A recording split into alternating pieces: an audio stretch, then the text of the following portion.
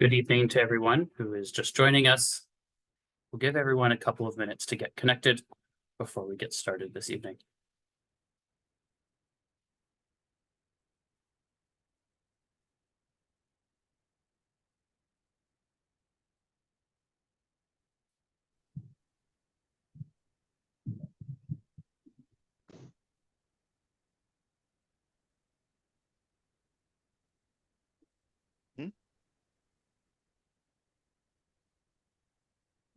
Can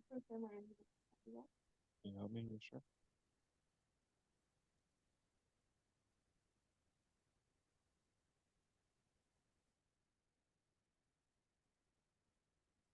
Good evening, everyone. We're just waiting for a few more folks to get connected this evening before we get started.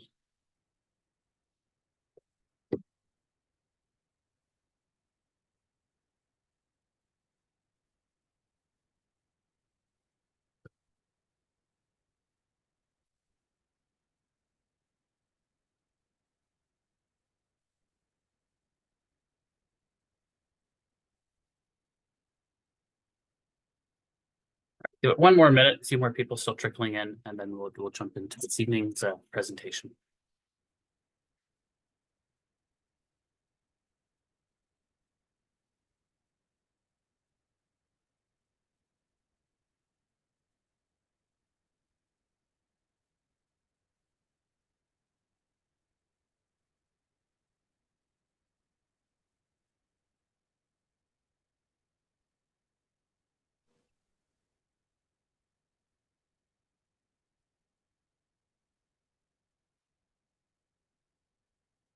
Okay, I think we'll get started with some introductions and to open the meeting. We'll give a few more minutes for people to join the meeting before we jump into the formal presentation. Good evening, everyone. Thank you for taking the time out of your day to join us for this virtual public information session. We're here today to speak about the draft approach to accommodate growth, part of the Municipality of Strathroy-Caradoc's comprehensive review process. Before we start the presentation, I'd like to do a few introductions. My name is Matt Rodriguez. I'm a senior planner at WSP, the consulting firm that is supporting the municipality on this assignment. I'm joined today by Greg Bender, who's our project director. And we're joined today with a number of municipal staff.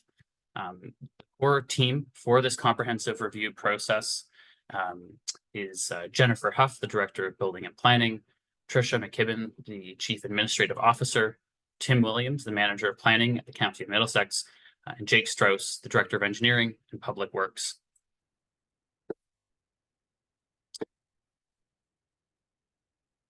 We're here today to provide a bit of an update on the comprehensive review process and where we are in this project.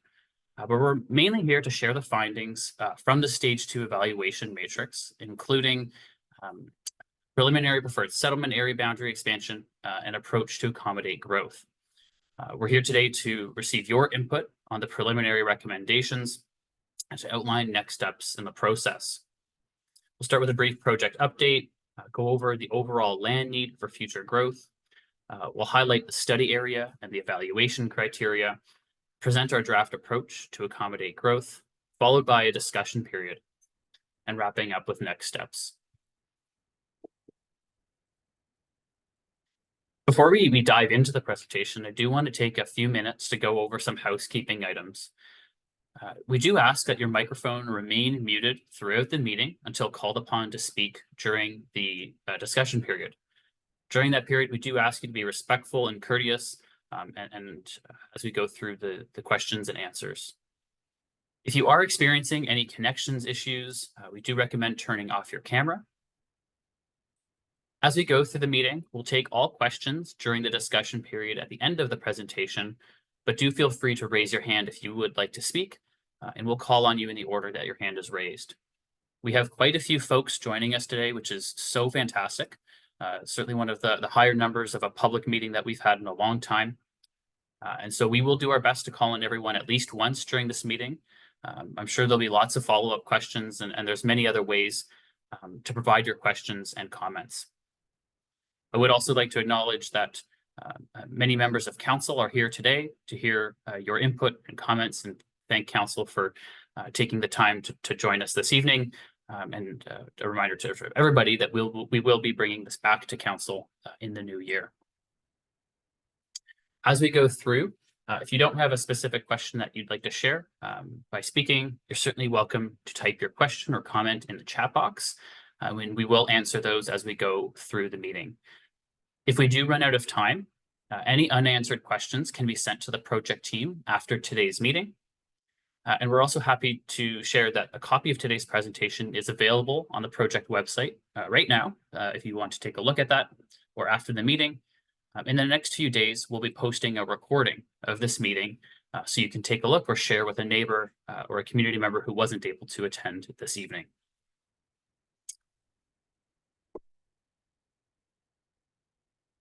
So I'd like to open with a brief project status update. For some folks, you may have been involved in the Growing Together project for a couple of years now. And this is a larger project that's been ongoing since 2021 to really plan for the future of Strathroy-Caradoc over the next 25 years. This project began several years ago and involved the preparation of 8 master plans and studies, all feeding into an update to the municipality's official plan. These 8 master plans and studies help guide infrastructure and budget decisions, maintain or enhance overall quality of life. They informed new policies for the official plan and determined long-term land needs. These studies included a regional commercial system study, a transportation master plan, an attainable housing study, a servicing capacity and constraint study, parks and recreation master plan, employment land study, recreational trails master plan, and fire station location study. We're now at the final stage of this process called the comprehensive review. And this is building on all of these master plans and studies, as well as a further technical analysis to inform the most appropriate locations for growth to the year 2046. So this is a long-term planning exercise that we are undertaking. The comprehensive review process is a requirement of provincial and County of Middlesex policies and plans. Under this process, the municipality must plan to accommodate future growth by identifying a long-term supply of developable land, and they must undertake a comprehensive process to study the most appropriate locations for this growth. Within that process, the municipality can establish appropriate phasing policies to ensure that development occurs alongside necessary infrastructure investments and capacity, such as water, wastewater, and transportation. The municipality can determine the appropriate mix of land uses within future developable areas, and they can set out official plan policies to guide growth and mix of housing types in new areas over the long term. This is a process that's not unique to the municipality of Strathroy-Caradoc, and one that isn't completed in many other communities across Ontario.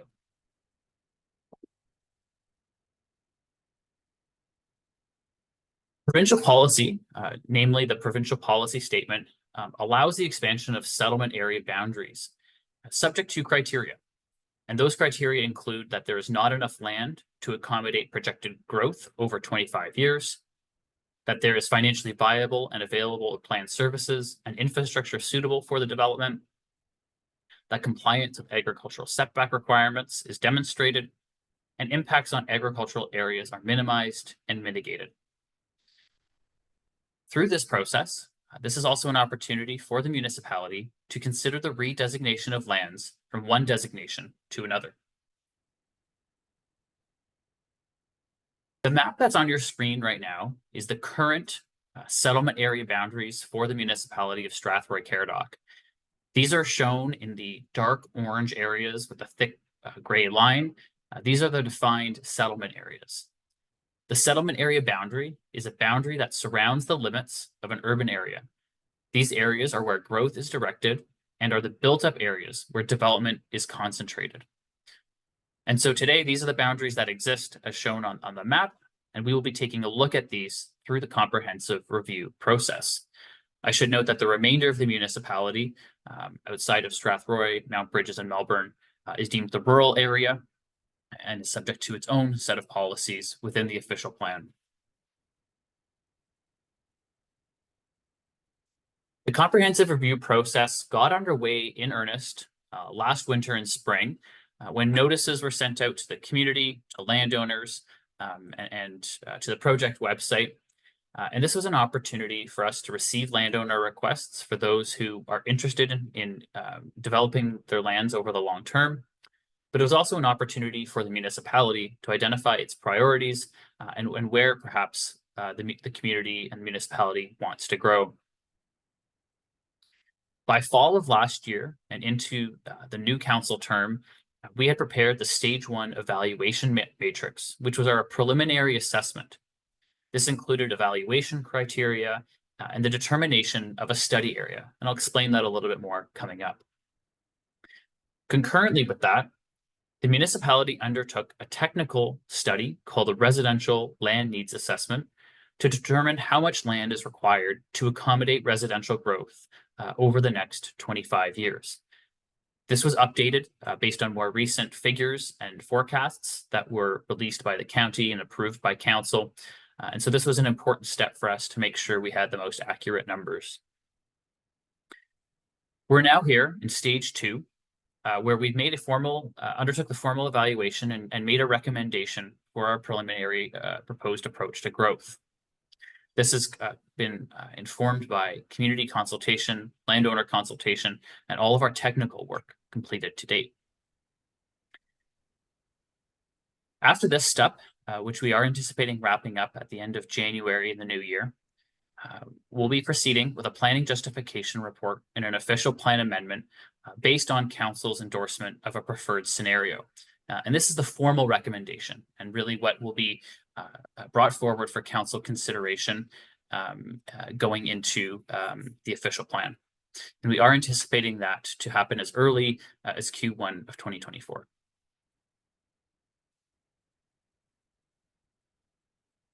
So what have we done to engage the community over the last several years? In 2021 and 2022, we undertook a significant body of work related to community visioning, developing the master plans and studies, and the official plan review. And this consultation took place in 2021 and 2022, where we learned about what's important to the community and folks' vision for the future of Strathroy-Caradoc. Last year, from March to December, we took the time to build project awareness and receive requests from landowners. This preceded a special council meeting in January 2023 to present the Stage 1 evaluation matrix and 2022 residential land needs assessment. In February 2023, the project team undertook one-on-one meetings with landowners to understand their intentions for their lands, who had already submitted requests into the process. And all of this fed into a council report in April 2023, where Strathroy-Caradoc Council endorsed the Stage 1 evaluation matrix, including the study area and evaluation criteria, as well as the 2022 residential land needs assessment. This followed a March 2023 commenting deadline, and so we really took our time at the beginning of this year to have those opportunities for comments and discussions before bringing a report to council in April. So I've alluded to this notion of future growth in the community and where we're going to accommodate this growth. And so the next series of slides is going to present our overall land need. And so this is the amount of land that is needed to accommodate planned future residential, housing, and employment growth, as well as some parks and recreation facilities to support that growth. So I will start with the 2022 residential land needs assessment. So the residential land needs assessment is a high-level analysis that looks at the supply of vacant residential land in Strathroy and Mount Brydges as the municipality's primary settlement areas. It identifies development opportunities and constraints over different short, medium, and long-term planning horizons. And it looks at factors around density, the type of residence, household size, as well as population growth projections. In 2020, the municipality identified the need for additional land supply and determined that a comprehensive review was required to accommodate future growth planned by both the province and the county. Following completion of the 2022 residential land needs assessment, it was determined that 110 hectares of land is required over the long term. This includes 49 hectares for new housing, plus about 60 hectares for supportive uses such as local infrastructure, local parkland, and local serving non-residential land uses. The 2022 RLNA assumes that 70% would be required in Strathroy and 30% in Mount Brydges. So that's the distribution of growth between the two primary settlement areas.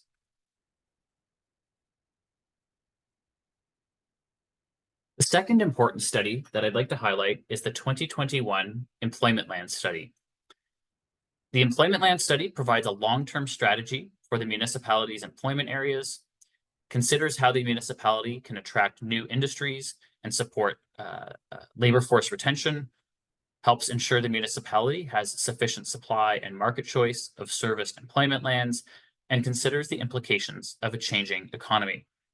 So this sort of what's important from this study is that it did look at the need for additional urban employment land supply and determined that there is a deficit in vacant serviced urban employment land to accommodate growth over the next 25 years.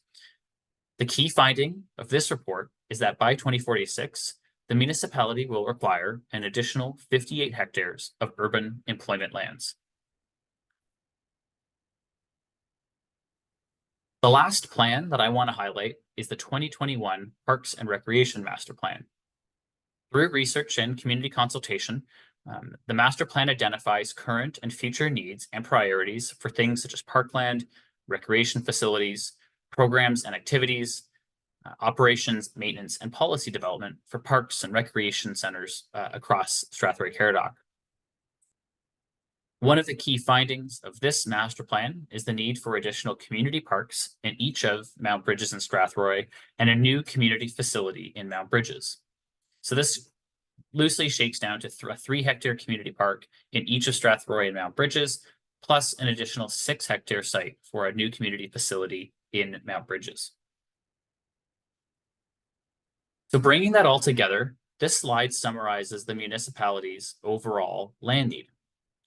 Starting on the left is the residential land need, in the middle, parks and recreation, and on the right, employment lands. All of these studies and master plans found that additional land is required to accommodate growth to the year 2046. The project team then undertook a step to sort of categorize and group together some of these land uses so that we could more easily identify them on a map at this preliminary stage of the process. So under the umbrella of community area, that includes the 110 hectares of residential land, plus the 12 hectares of land required to accommodate parks and recreation facilities. And then under employment land, that is your 58 hectares of land that was determined through the employment land study. But what do those categories of community area and employment area actually mean? These are broad categories that allow us to group together broad uses into general locations. So at this stage, we're not saying this little pocket is going to be a store or this little pocket is going to be housing. We're speaking at a broad level about like uses such as housing and parks and recreation facilities, and then employment uses, which are sort of a separate use category. And those typically involve industry, logistics, office, and warehousing uses. And so typically are considered separately from those residential and parks and recreation facilities. So these categories are just high-level groupings that we've identified, and we're not, through this stage of the process, we're not identifying specific land use designations.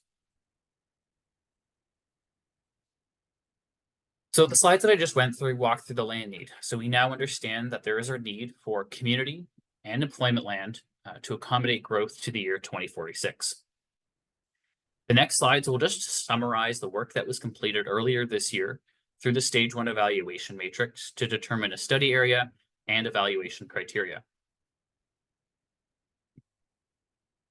Before we got to work, there was an opportunity for all landowners in the community to provide requests wishing to participate in this process and to have their lands considered within the boundary expansion. They were invited to submit requests for further analysis to bring into the boundary. The submission deadline was formally June of last year and was established to provide sufficient time to review and incorporate each request into the Stage 1 evaluation matrix. All of the input received from landowners has helped inform the project team's understanding of the study area. And to build on that, in February and March of this year, one-on-one meetings were held with interested landowners who wanted to provide more and additional information. And a summary of those meetings was presented as part of the council package back in April of this year.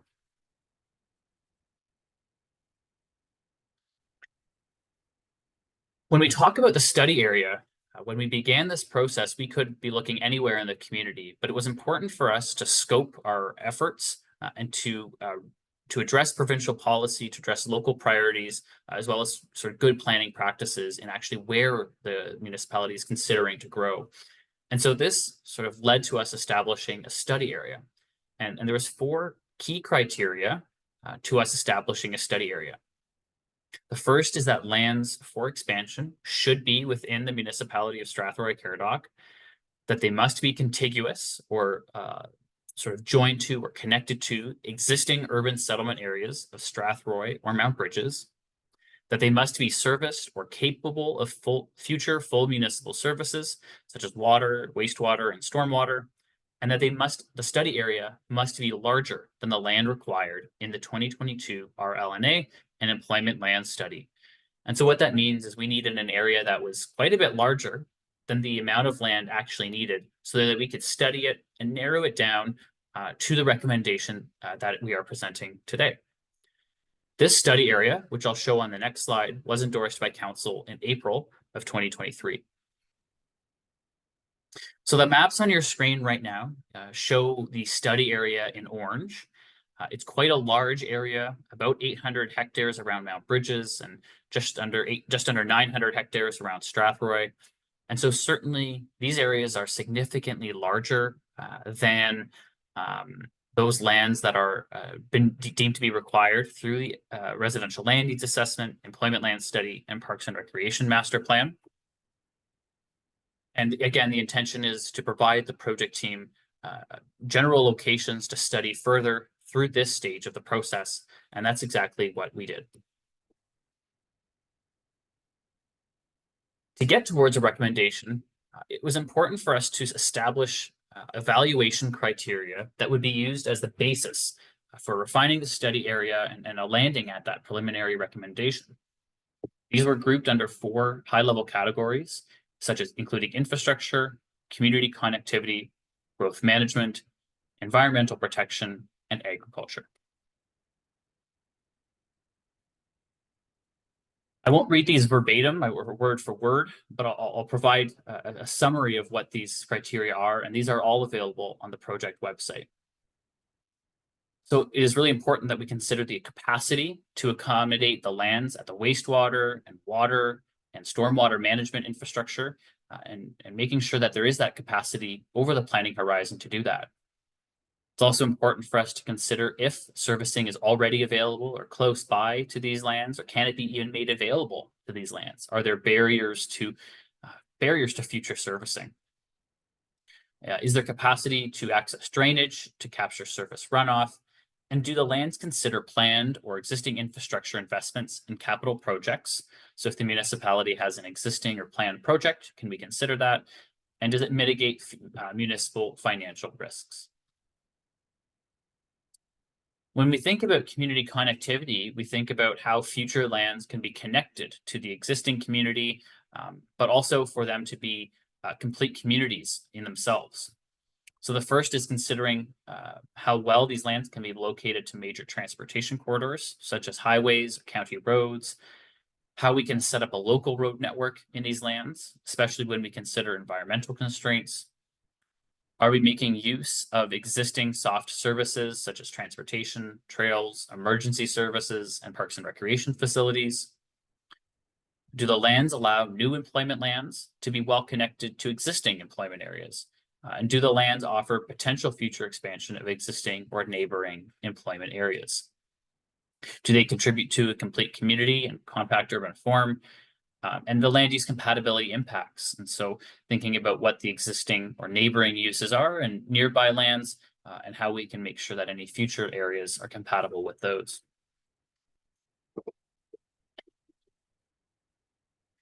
The next category is environmental protection. So we want to think about how much of the lands are affected or impacted by the natural heritage system. So that includes things such as woodlands, woodlots, and wetlands. When we think about the lands at a broader scale, can we access these lands if there is a natural feature in the way? Do the lands contain areas of provincial significance, such as a provincially significant wetland, among others? And so there are some natural heritage features, such as those provincially significant wetlands, that have enhanced protections under county, local, and provincial policy. So we want to make sure we're identifying those in this process. The last two groupings relates to agriculture and growth management. Under agriculture, we need to understand the level of impact on active livestock operations and setbacks, including the parcel or collection of parcels in the urban area, and ensuring that lands avoid specialty crop areas within agricultural areas. The final category is growth management. And so again, thinking about, are the lands contiguous with an existing urban settlement area? Are the lands within the municipality of Strathroy-Caradoc? Are there known plans to develop these lands within the planning horizon? What is the best type of use for these lands, such as residential, commercial, and institutional? And can the land support the municipality's housing need by type and density? And so all of these criteria came together in our evaluation of the study area. So all of the landowner requests, all of the community input, all of council's input into the stage 1 matrix fed into the evaluation of the study area, and is presented today as the draft approach to accommodate growth in the stage 2 evaluation matrix.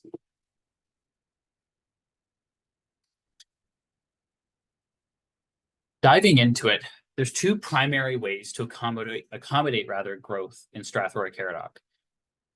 The first is through infill development within existing settlement area boundaries. And so this is, say, lands that are within the boundary already that may be underutilized within a different designation, or there's intentions to change the lands over the long term. The second way to accommodate growth is to expand the settlement area boundaries of Strathroy and Mount Brydges to accommodate growth on what is considered greenfield land, or what is currently agricultural land. And so those are really the two ways that we're looking at accommodating that land need that I spoke to earlier over the long term. So as I mentioned, the study area is quite large. It was, I think, 15 or 1600 hectares, and we really needed under 200 hectares. So there was quite a lot of land that we knew we weren't going to. There was quite a bit of land that we needed to focus on and figure out the best approach to accommodating growth. And so we started with thinking about broad directions for future growth based on our understanding of opportunities and constraints. The first is that the servicing capacity and constraint study identifies opportunities and constraints in the network. So we looked at where those constraints are to help figure out the most viable ways to service the lands.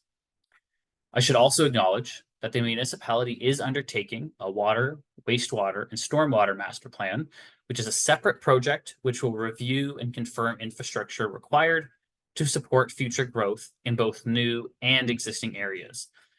And so what this allows us to do is advance the work to determine where the municipality is going to grow. And then for this servicing master plan to say, okay, we have 3 parcels of new land that we need to service. How are we going to do that? And so taking that comprehensive, broad approach to figuring out servicing solutions to these lands following the determination of where that boundary will ultimately go. The project team then looked at locations in proximity to Highway 402 to support both, as they support both community and employment growth and are a bit more desirable in that regard.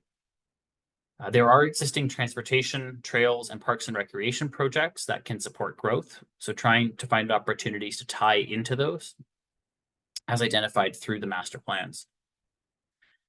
In Strathroy, the Trout Creek tributary on the west side of the community is a bit of a natural constraint to westerly growth in Strathroy, presents some challenges from a servicing, transportation, and access, and sort of building a connected community.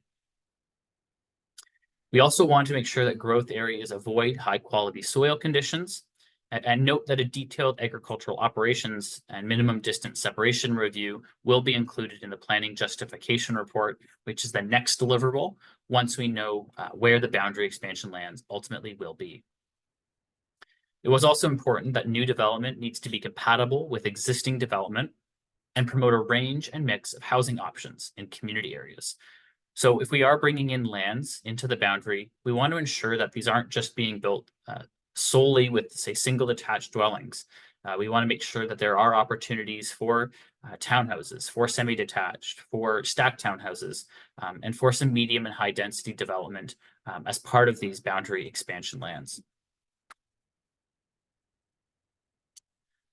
So all of this technical work, as detailed in our stage 2 evaluation matrix, culminates in the slide that you see right now. And there's a lot of numbers, and I will do my best to distill them quite simply.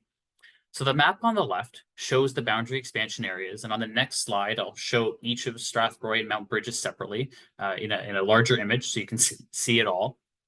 But overall, we're looking at bringing in 122 hectares of community area, 58 hectares of employment lands, plus an additional 13 hectares of what we're calling housekeeping updates. And I'll speak to those further on a subsequent slide. So altogether, the project team has identified 193 hectares of land suitable to accommodate growth. This is comprised of 171 hectares of boundary expansion lands, plus an additional 9 hectares for infill development. So that's development within the current boundary.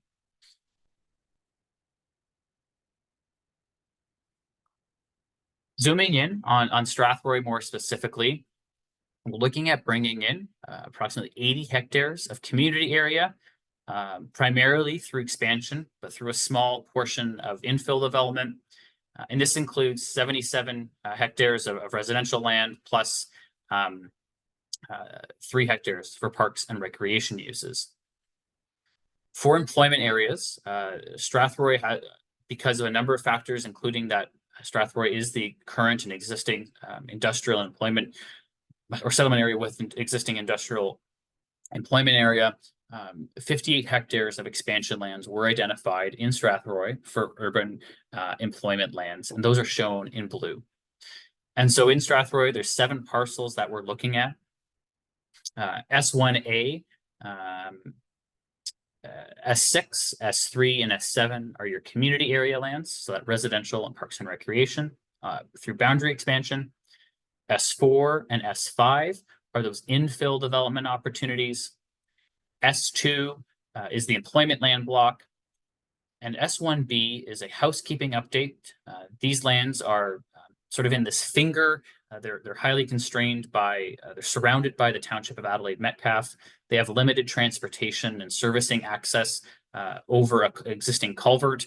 And so until such time as there is sort of a more comprehensive plan for that portion of the community, we are proposing to address the sort of error that these lands are in Adelaide Metcalfe official plan and bring them into the municipality's official plan, but at this time to not permit development through this process. Zooming in specifically on Mount Brydges, we're looking at bringing in 42 hectares of community area development through 39 hectares of expansion, plus a 3-hectare infill location. And this includes 33 hectares for residential and commercial development, plus 9 hectares for future parks and recreation uses. So as I mentioned a few slides back, and I promise I'm almost through the presentation here, there are two housekeeping updates that have been identified by the project team.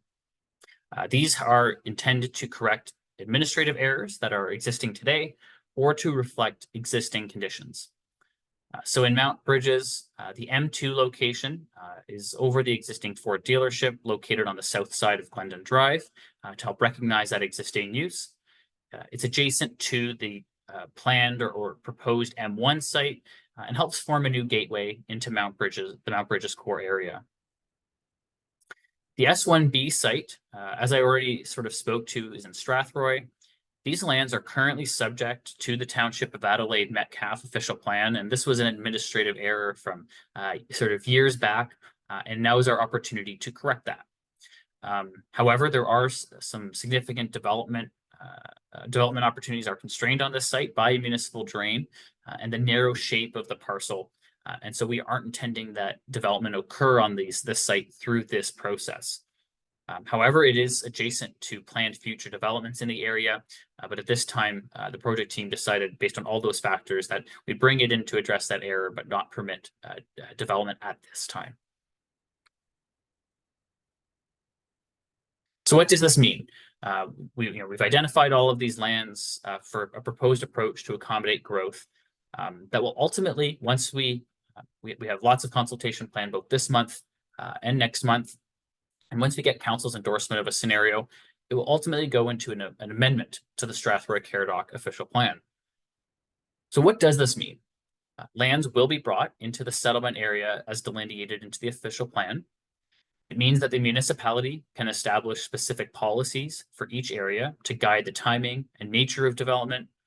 And it also means the municipality can consider requiring additional studies or plans prior to development to ensure orderly and timely development. There's also a number of things that this doesn't necessarily mean. It doesn't mean that development can proceed without adequate full municipal servicing and necessary infrastructure works such as water, wastewater, and stormwater. It doesn't mean that the municipality is required to purchase land within the expansion areas. It also doesn't mean that the municipality is committed to building any specific parks or recreation facility in a specific location.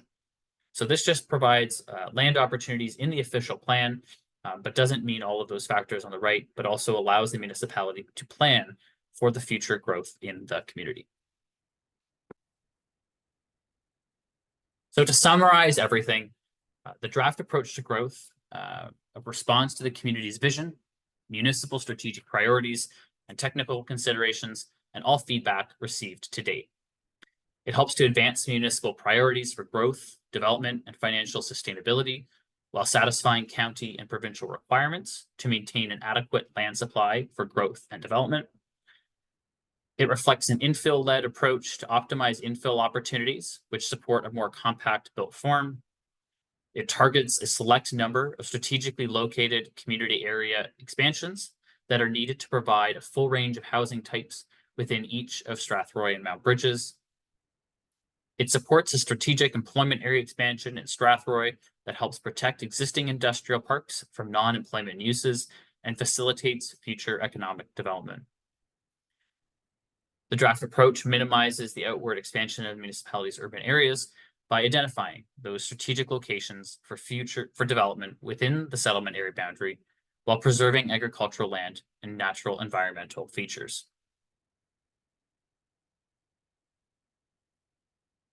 So before we dive into the discussion period this evening, I do just want to remind folks of some of the housekeeping items, as we've had a number of people join since we got started, which is fantastic.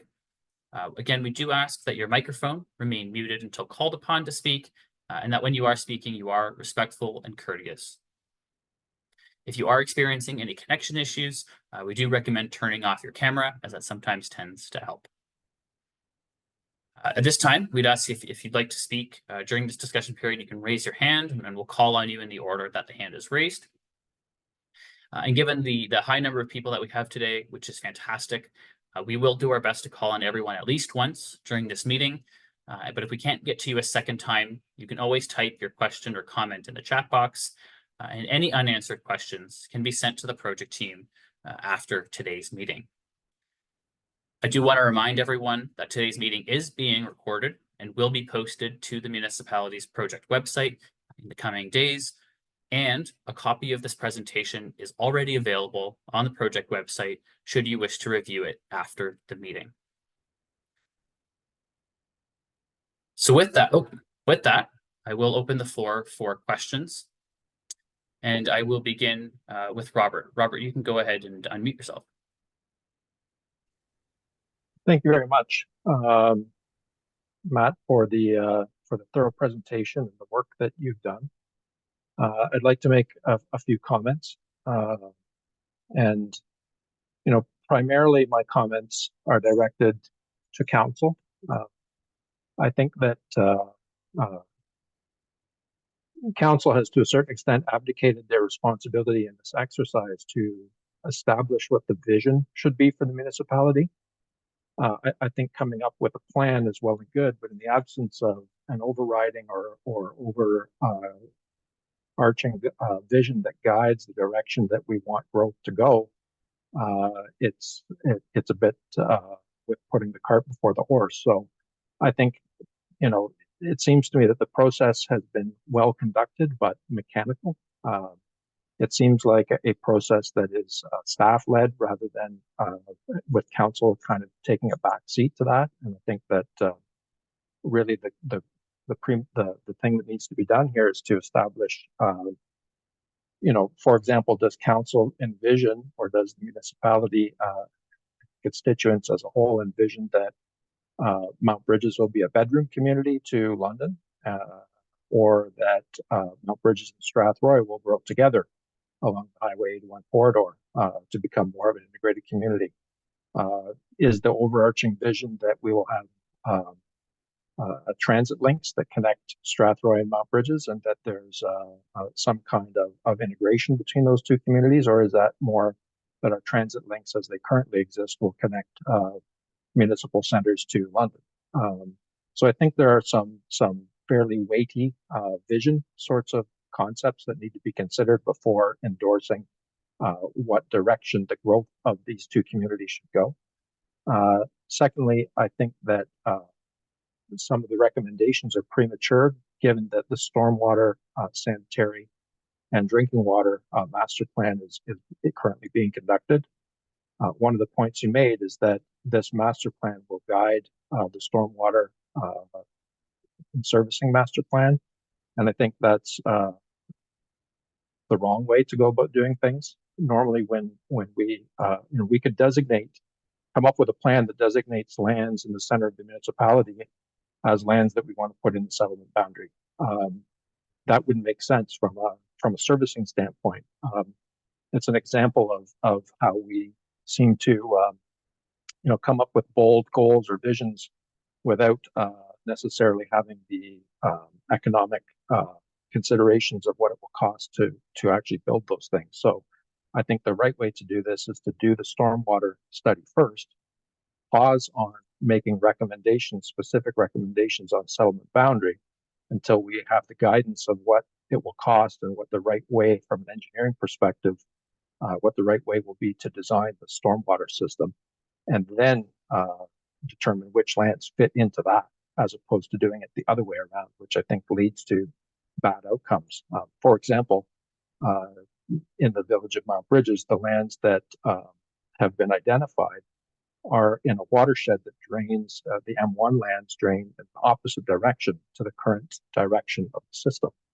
So it's quite likely that, the sanitary and stormwater master plan will identify improvements to the system that, facilitate the direction where the water is already draining, as opposed to trying to build new things on the system, like pumping stations that will direct water in a different direction and could end up being obsolete as a result of that plan. And then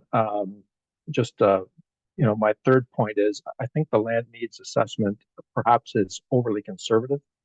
I think consideration, I'm aware of a couple of other land needs assessments that have been done that were quite a bit more optimistic in terms of growth. And this comes back to the visioning point. If our vision is to grow the community, then we'll make policy decisions that drive growth.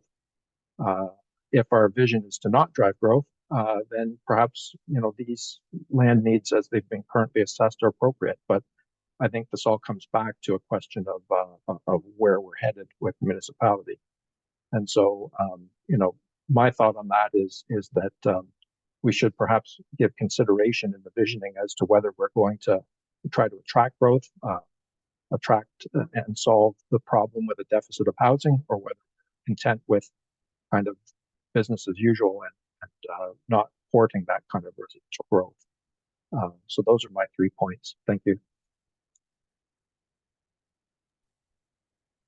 Thank you so much, Robert. And I really appreciate all these comments, and certainly the project team will be taking those away and considering them.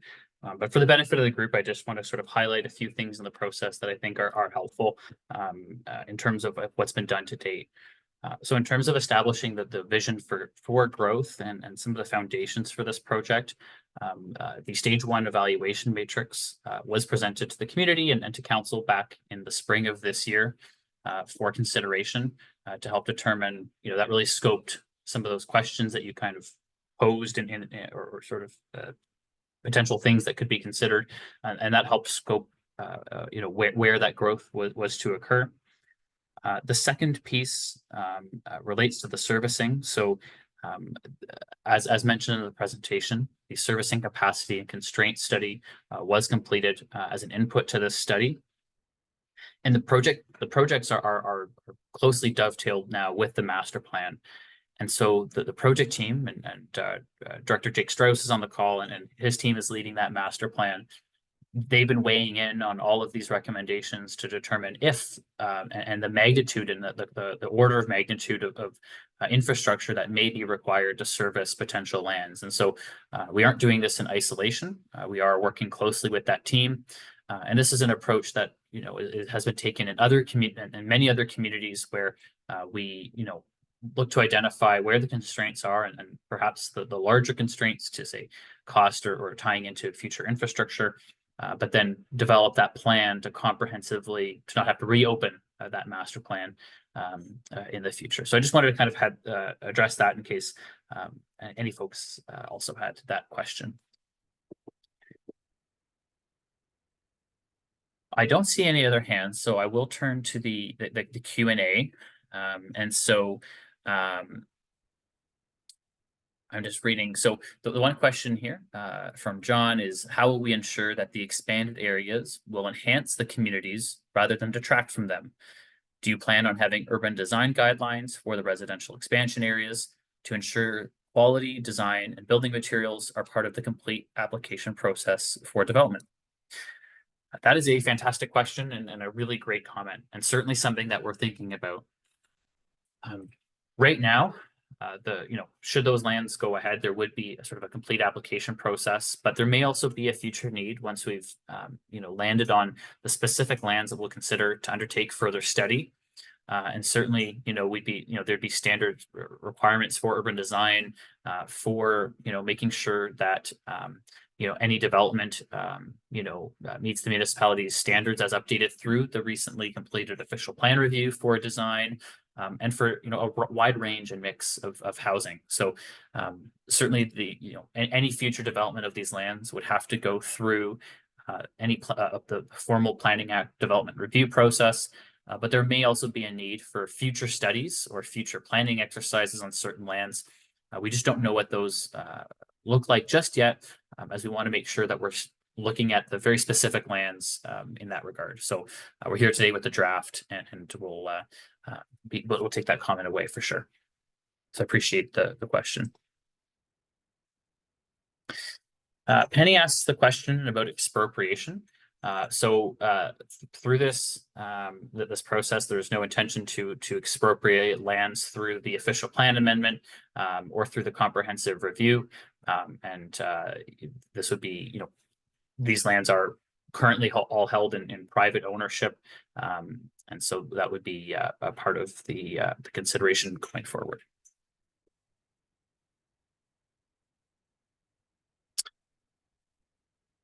See a question here from Jerry about a turkey farm across the road on Glendon Drive and Mount Brydges. The short answer is yes, the project team is aware of that and is acknowledged and sort of reflected in the stage 2 report, where we look at the existing livestock operations. As I mentioned in the presentation, we will be undertaking a more detailed agricultural review and minimum distance separation analysis as part of our planning justification report, and as we look to refine our recommendations before bringing anything forward to council. But it's a great comment. Thank you.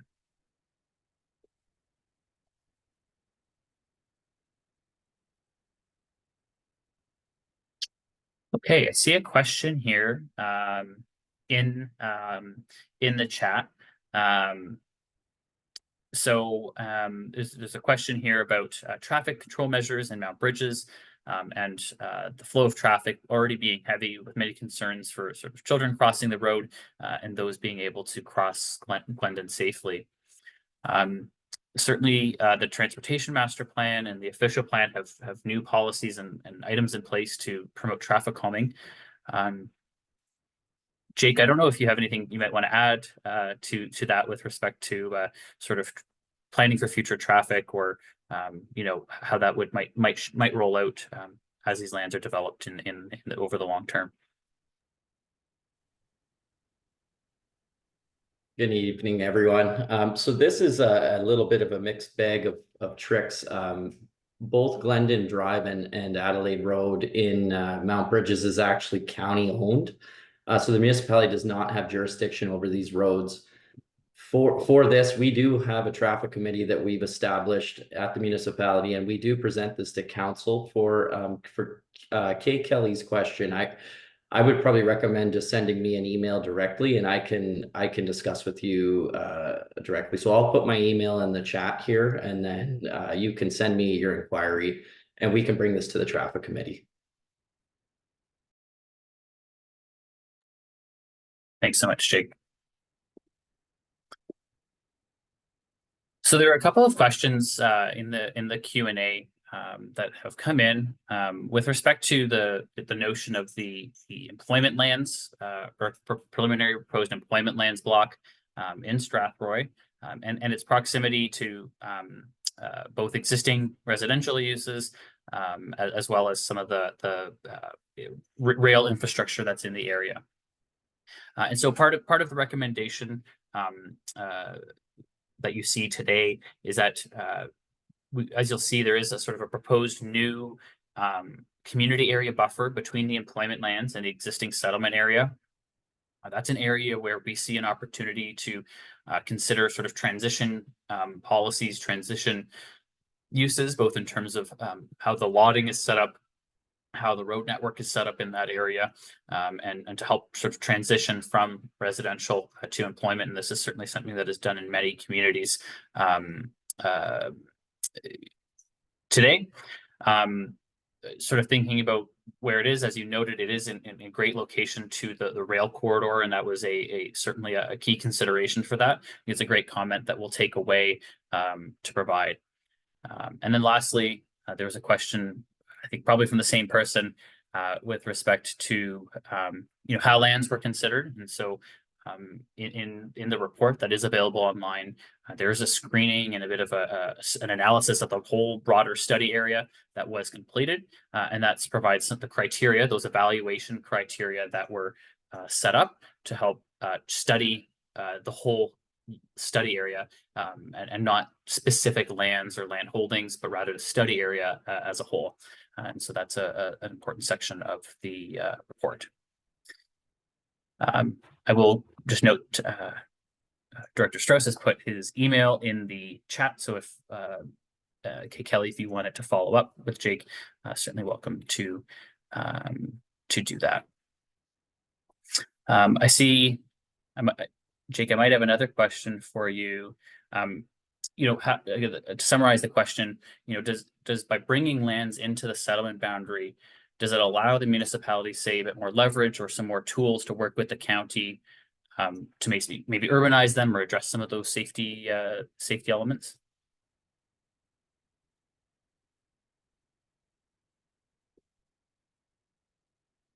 Why is my video not working? There I am. Hi, sorry.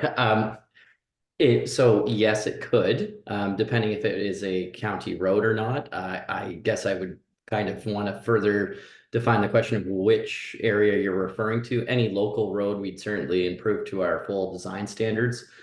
And anytime we do bring on a county road, we do urbanize that, especially with the urban boundary. So yes, it would bring on more amenities. There'd be a lot of moving pieces with that, such as development charges if it was development driven. So that wouldn't necessarily hit tax base, but I'll leave it at that without having more details of the question.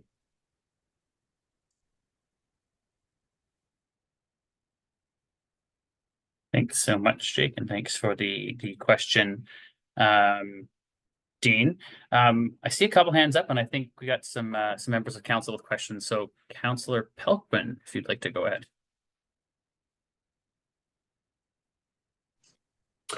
Yes, thank you. I had a question about the employment lands. The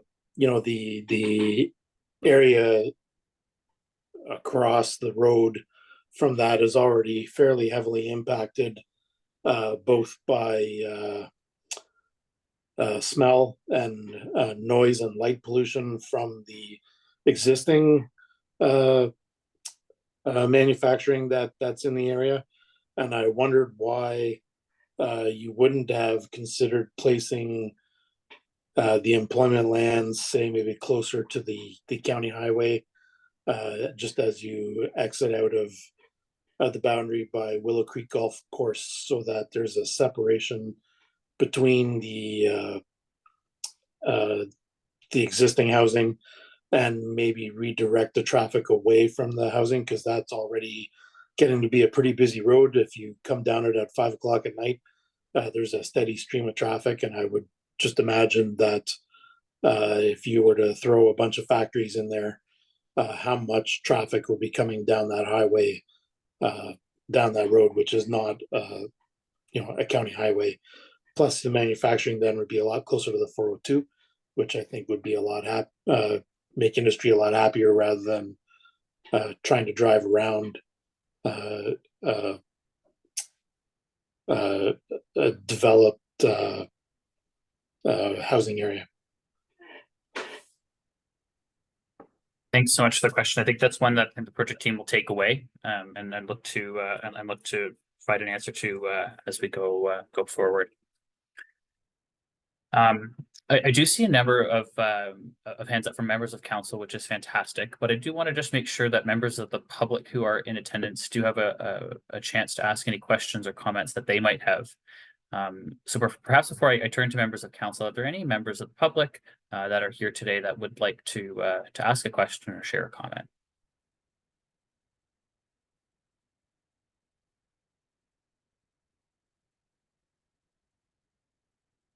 Okay, I see a question here just about how the municipality is considering the federal government's housing accelerator program to address growth and how this works. So as I mentioned in the presentation, the municipality has completed that residential land needs assessment to accommodate future growth. And I don't know if the municipality wants to add anything further with respect to that program, but certainly we're considering the growth in the community over the long term. So it's a great question. Okay, I don't see any immediate hands shoot up, so I'll turn now Matt, to Jen, please. Matt, Yeah. sorry, I just wanted to mention, I see Neil Flegel had his hand up. He's not a council member, so maybe we can give him an opportunity to ask his question. Oh, please, yeah. Neil, please go ahead.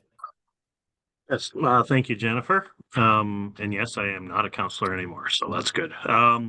Couple questions. One is the employment lands. So I see that you have steered them basically to Strathroy, but I'm just curious why there wouldn't be consideration for some in Mount Brydges, given Well, I've heard concerns in the past about smaller businesses wanting, like light industrial or small commercial entities, wanting and not having opportunity to stay in the community. The other part about that is about access to labor, and I know a lot of people commute out of the community, but also if we were, as employers, trying to draw people in, is Strathroy reasonable beyond it's already what we're seeing for growth there for drawing labor in from other communities? I guess that's the one question. The second question, and it'll be quick, the submissions that were received from landowners who were part of this process and who did submit, is that publicly available? I would imagine a lot of them may have proposed different uses for their land. I know there would be criteria you're looking at, but is that something the public is able to see? Yeah, that's a great question. So there is a summary of the landowner submissions that was prepared both as part of the stage 1 evaluation matrix, but also appended to council reports back in earlier this year. So there are documents that are available for some of those submissions. Perfect, thank you. And the employment lands question in terms of, I think that's one we'll take. I think that's one we'll take away and Okay. for the project team. Thank you.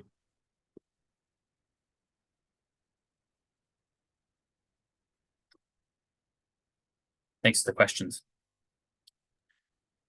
Matt, Okay. Yes, Jen, please. sorry, maybe I can just pop on with respect to some of the Housing Accelerator Fund questions. Yes, fantastic.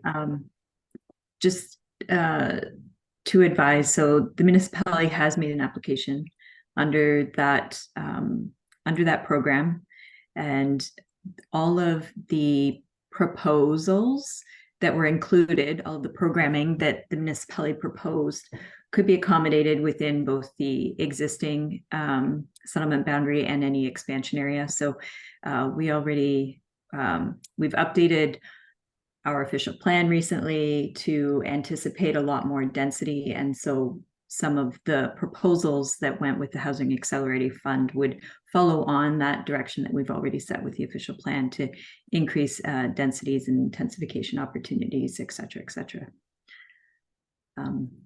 So happy to answer anything else, but that's where we're at with that particular application. Thanks so much, Jen. I do see a sort of another question here from Rob S. about the future employment or community area growth on the west side of Strathroy and the study area on Melbourne Road.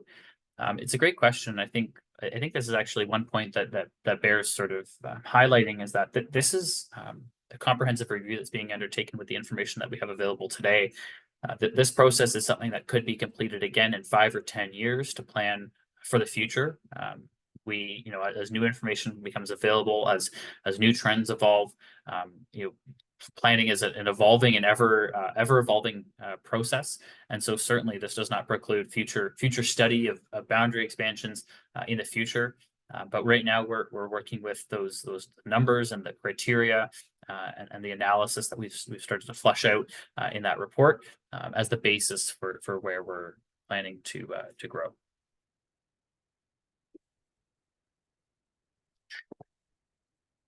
Okay, not seeing.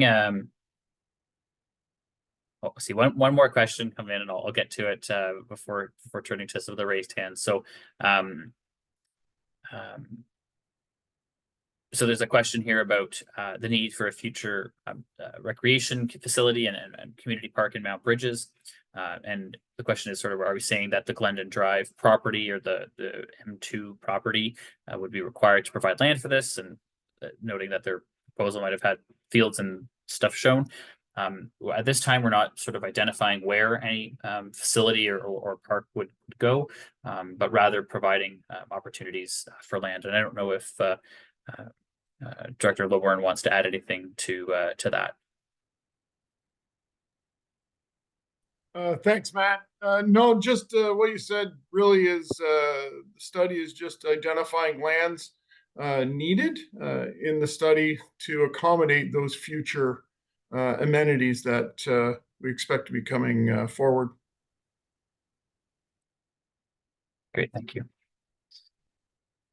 Okay, I'll now turn to the two raised hands. So, Councillor Wilsey, if you want to kick things off, go ahead.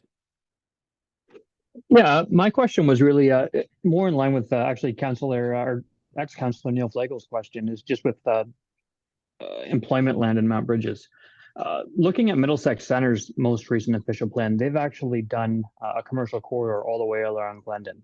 I'm wondering if we've considered taking that corridor and extending that down to Adelaide Road through Mount Brydges, just to make that, if not part of the plan now, but a condition or at least a consideration, so that in the future, as we're building commercial and employment lands, we have a designated land so that it's easier to add it in the future, and we can show developers and people moving in the community that we have a plan going forward for how we're going to connect to Kamoka and London past that.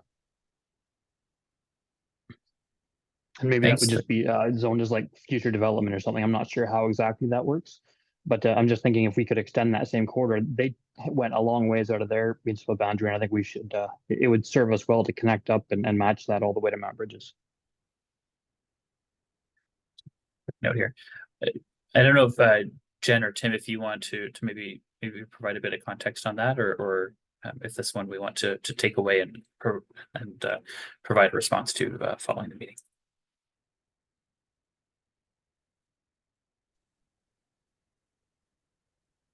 I think this is one of those ones where we can take a look at it and consider. We certainly understand the context of Middlesex Centre's employment area and sort of what they've done over their last expansion, and but we can take a look at it a little bit further. It was part of the consideration. I would note that some of what's being suggested now is outside of that study area, so it was part of our thoughts in earlier parts of the discussion, but that's a significant amount of land, so we need to take a look at it, I think, is the answer. Thanks, Tim. Mayor Grantham, I think you're next in the queue. Oh, thank you. First of all, thank you everyone for joining. This is work, but both ex-councillor and current councillor Wilsey stole my thunder, and that is the need for excuse me, more employment land in Mount Brydges. I think there's great opportunity there, and I concur with Greg that extending it along Glendon would be very helpful. So they both stole my thunder. That's just my comment. We need to expand the employment lands along Mount Brydges, and not just for commercial or light industrial. If there'd be a way to include land for heavy industrial, I think that would be beneficial too. Other than that, thank you very much. Thank you. So I am looking at, I don't see too many hands up. I'm going to take an opportunity to go over some of the next steps in the process and how you can stay involved in the comprehensive review, and then I'll come back to some of the questions that I think are coming in. So what's next? This is certainly not the end, but in fact, it's probably the beginning of this stage of the process. For those who are here today, you've already probably visited the Growing Together SC website, and that's the place you can go for the latest project updates and opportunities to get involved. Following today's meeting, we're happy to share that in the new year, specifically on January 8th and on January 11th, we'll be hosting 2 further in-person public information sessions, one in Mount Brydges and the second in Strathroy from 6 to 8 p.m. There's no registration required to attend these events, and we've just sort of locked in these dates, and so you'll hear more about these online and in the media in the days to come. And so please, we welcome you to come to these meetings as a further opportunity to have conversations about the draft approach. We are asking that comments be submitted to the project team no later than January 19th of 2024. This will give us enough time to summarize, to consider all those comments, and to present all of that to council at a special council meeting on January 29th, 2024, where there'll be a number of recommendations as part of the report around the stage 2 evaluation matrix and settlement area boundary expansion concept. Throughout this process and continuing into the new year, we'll be continuing consultation with Indigenous communities, specifically Chippewas of the Thames First Nation, and receiving their thoughts and input on the comprehensive review process. Looking ahead, following that January 29th meeting, we'll be looking to prepare a planning justification report and official plan amendment based on the council endorsed concept. So we want council's endorsement of a concept before we proceed with any further work to make sure we have a sound basis to proceed with. Once that's released for consultation, there will be yet another round of statutory public consultation later in the winter. So as I mentioned, there is a lot more to come in terms of conversations, opportunities to speak with council, the project team, and members of the public. And again, just sort of highlighting those 2 new January in-person public information centers. The project website was updated just this afternoon to include these dates, and so you're welcome to take a look at that following this meeting. So I just want to provide a recap of all the ways you can stay involved and how you can provide your comments. Again, written comments can be received on the draft materials by January 19th. On the project website, we have an interactive map where you can drop a pin to leave comments. You can attend an in-person public information session in January of the new year. You can attend and delegate at a special council meeting currently scheduled for January 29th of 2024. And at any time, the project website is the central repository for all information and updates on upcoming events. You can register to receive project updates and stay informed. And in the coming days, we'll send out another update with some of these next steps in the process. We've also uploaded a new frequently asked questions document to the project webpage and would encourage you to review that following this meeting. And again, as noted earlier, a copy of today's presentation and a video recording will be posted online. The presentation is already available for download, and the video will be posted in the days to come. So that wraps up the next steps, and I will just take an opportunity to go back to the Q&A. So I think I answered the question about some of the next steps. There's a question here about the in-person sessions, and so certainly the intention will be to deliver the same presentation at both of those community meetings in each of Mount Brydges and Strathroy, but certainly intend to have more focused discussions with specific community members about each of the areas that we're in. Great question.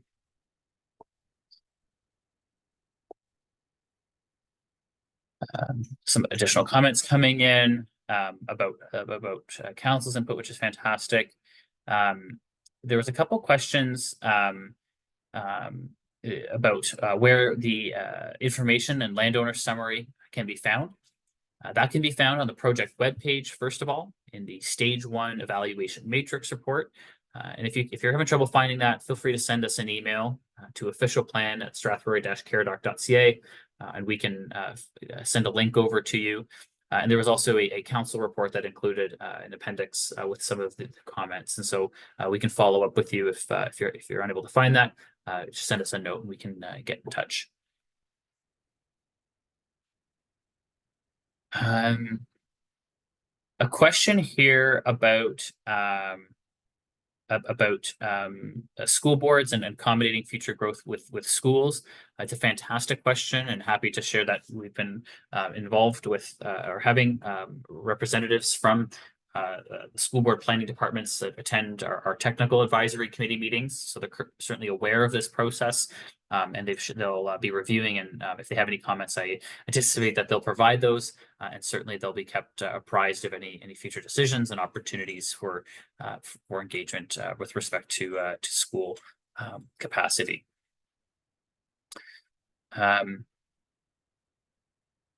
I see a question here from Nathan. Perhaps perhaps you could follow up with the project team, not in the chat or the question and answer, but maybe via email with your address or some more information. We'd be happy to take a look at that and certainly take that comment away.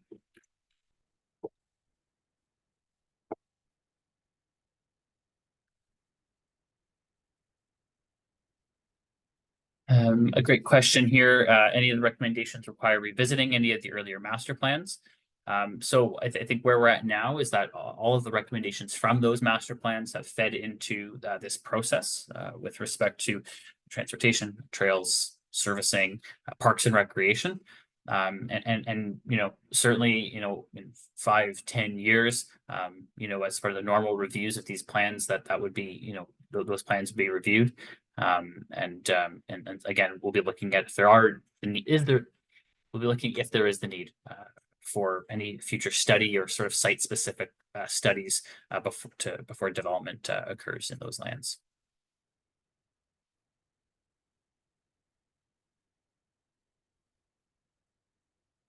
Okay. Some good comments coming in about directing growth to Mount Brydges towards Strathroy and some of the servicing considerations. That's a great comment that the project team will take away. Are there any other raised hands, members of the public with questions, comments on this? I'll give it one sort of a final call for raised hands, I suppose.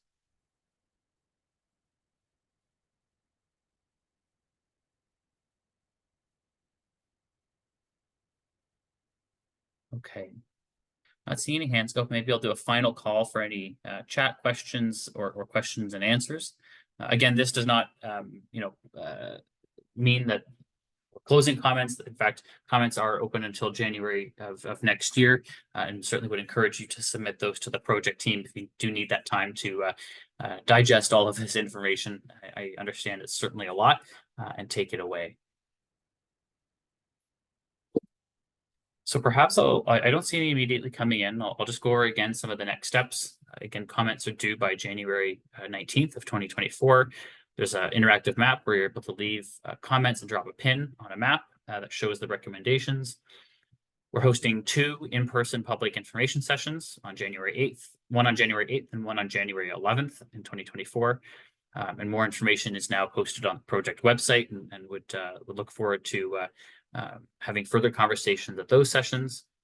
And then in the new year, you'll hear more about the special council meeting that is currently planned for January 29th.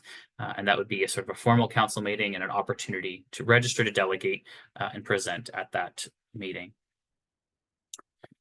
So with that, I will say thank you and encourage you to visit the project website to keep in touch and learn more. If you do have any other questions, you know, certainly please feel free to put those in the chat or the Q&A.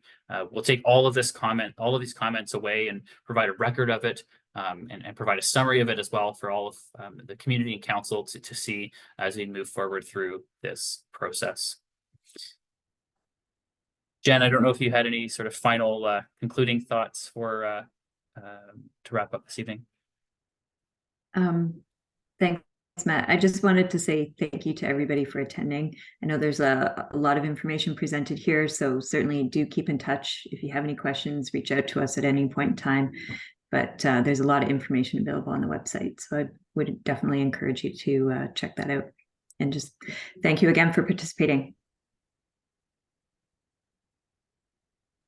With that, we'll formally wrap up this evening's meeting, and thank everyone for taking the time at what's a busy time of year. Have a great evening, everyone.